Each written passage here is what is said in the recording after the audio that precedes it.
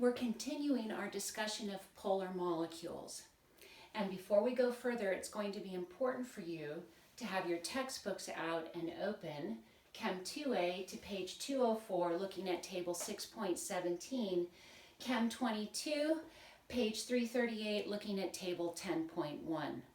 In our previous video on polarity of molecules, we finished with the example of water, explaining that water molecules are polar, with the center of partial negative charge on the oxygen and the center of partial positive charge halfway between each of the partially positive hydrogen atoms.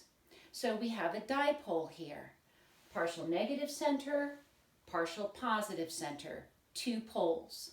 And because there is this charge separation, just as I explained in the introduction to polarity, polar molecules are going to be interested in attracting and sticking to each other because of the attraction of opposite charge.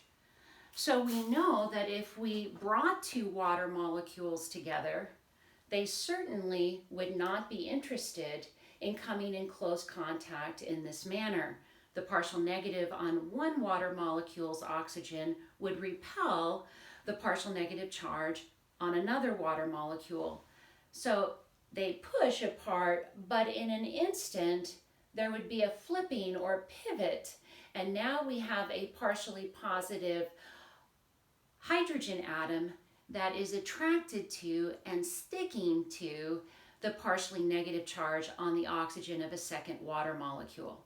And so we see this attractive force that occurs between polar molecules, between two water molecules, for example, or between water and other polar molecules like sugar.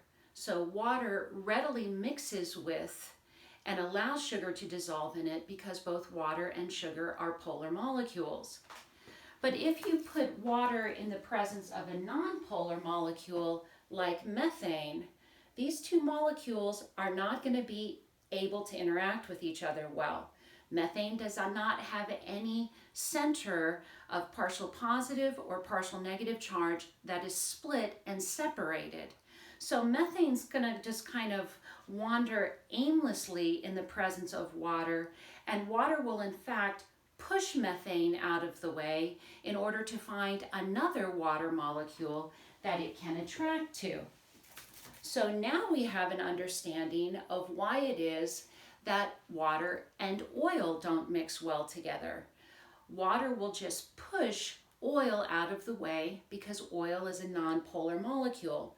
It will quickly push it out of the way as it locates other water molecules to form an attraction with due to the partial positive and partial negative charges present in the molecule.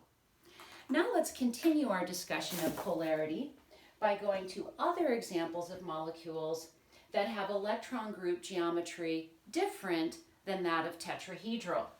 Let's take a look at the example of formaldehyde. Formaldehyde is an organic molecule, and if you draw its Lewis dot structure, you are going to come up with a drawing that looks like this. So there are 12 valence electrons, and arranging those 12 valence electrons around the carbon atom, completing the octet of the oxygen, you will get a structure for formaldehyde that looks like this. Now it's time to consider the shape of the formaldehyde molecule, and according to VSEPR theory, electron groups, whether they're single or double or triple bonds, they will all try to spread as far apart from each other as possible. So if we consider these three electron groups around the carbon atom, two single bonds, right, two single bonds, and one double bond, that counts for a total of 3 electron groups. What do those 3 electron groups do to get as far apart from each other as possible? Well, they're going to assume a trigonal planar shape. We see that indicated on either table 6.17 or table 10.1. So I'm going to redraw the formaldehyde molecule showing this trigonal planar arrangement around the carbon atom. So redrawing, electron group geometry, trigonal planar,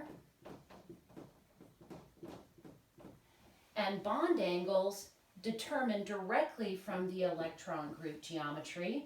You can see on the table that if the electron group geometry is trigonal planar, the bond angles will be 120 degrees. In other words, formaldehyde is a flat molecule. It looks like this. We have this double bond right here between the carbon and the oxygen, but it counts as just one single electron group. Our bond angles are 120 degrees as these three electron groups try to push as far apart from each other as possible. The molecular geometry for formaldehyde will also be trigonal planar.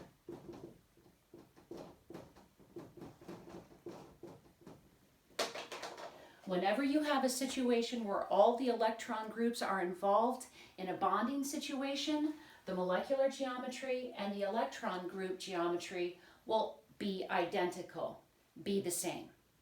And now we get to address the final question. What about the polarity of formaldehyde? Is formaldehyde a polar or a nonpolar molecule?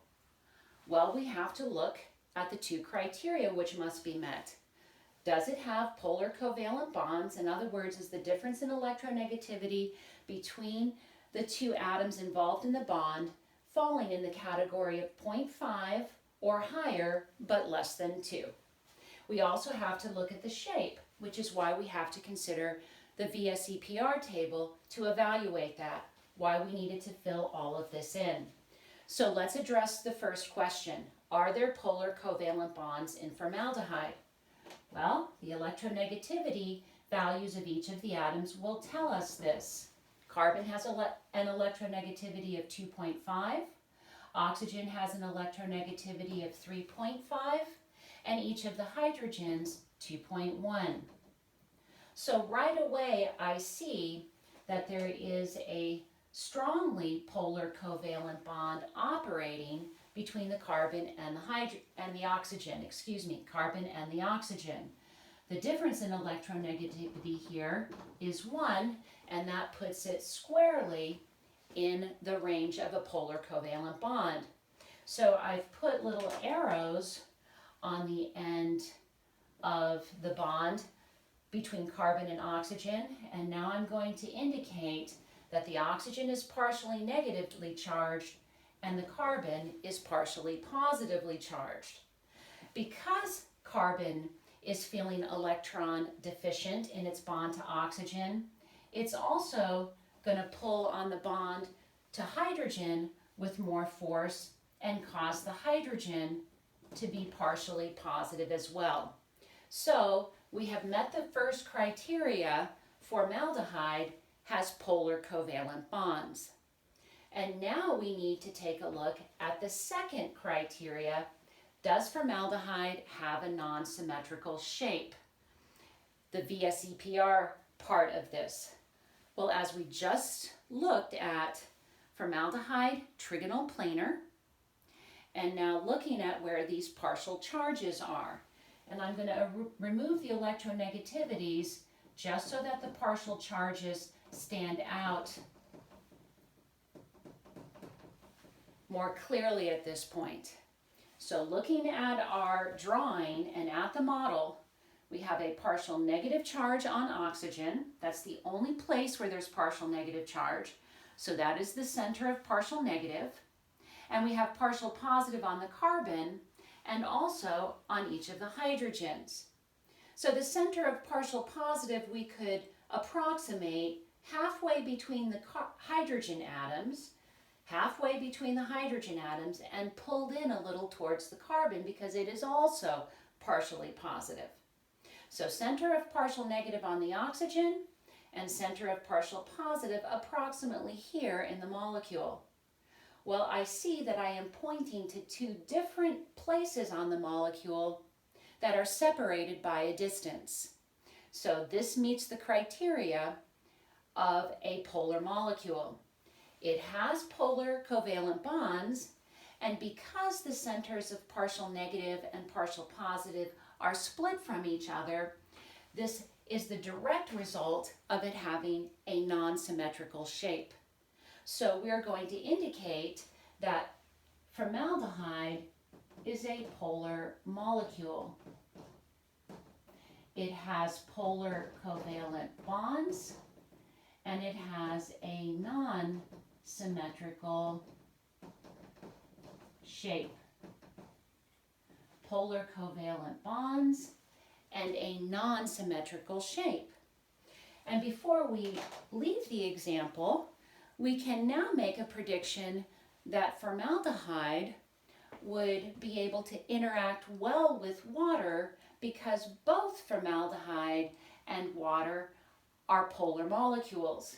So I see this partial negative end of the formaldehyde molecule as being able to interact well with the partial positive end, the hydrogen end of a water molecule, and they can attract and stick together.